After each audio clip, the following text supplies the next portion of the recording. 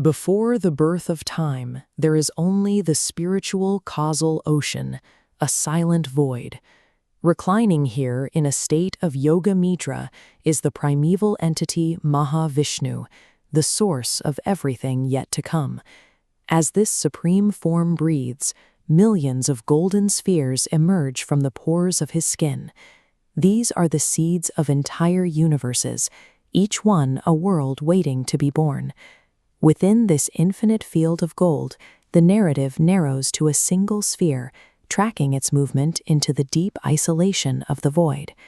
Deep inside that nascent universe, a magnificent golden lotus rises from the depths.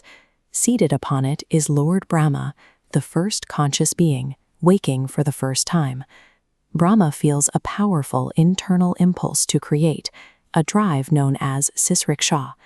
But he finds himself completely paralyzed. He is surrounded by an absolute heavy darkness, with no memory of his origin and no light to guide his hands. This initial state is a total blackout of the senses. Brahma sits at the center of a world he is meant to build, yet he remains trapped by a lack of fundamental knowledge about who he is or why he exists.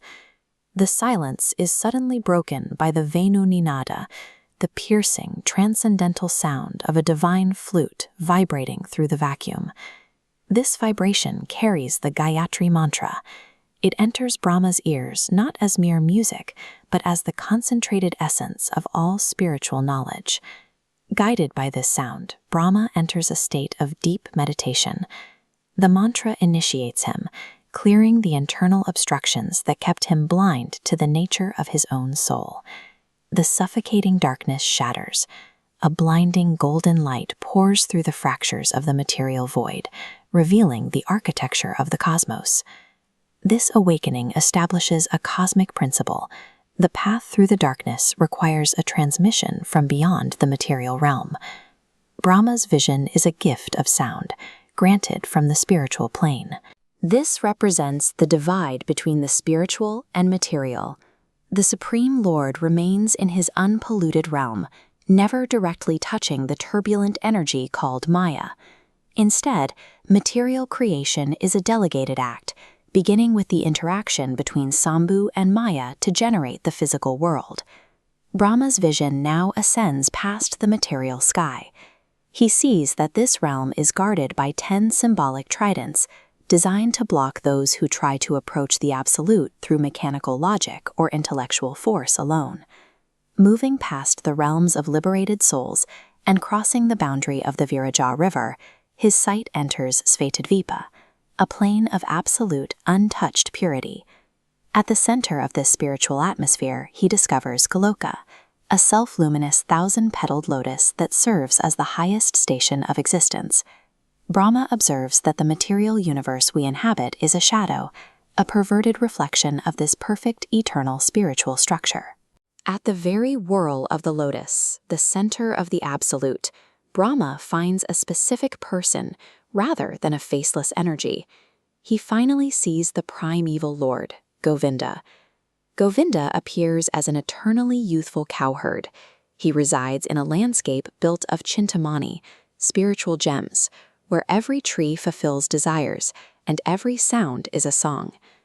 This highest realm is characterized by its peaceful, pastoral atmosphere. Here, the Absolute manifests through affectionate service and joyful play, surrounded by transcendental cows and the beauty of Vrindavana. This exact site presents a staggering paradox. We must ask how this simple youth, occupied with his flute and his herd, can also be the origin of every existing universe. The answer lies in Govinda's inconceivable potency.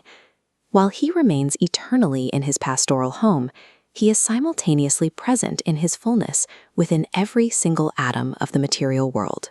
The Brahma Samhita warns that this reality is inaccessible through millions of years of breath control or rigid analytical thought.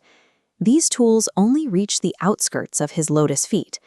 True perception of this personal truth requires a specific transformation.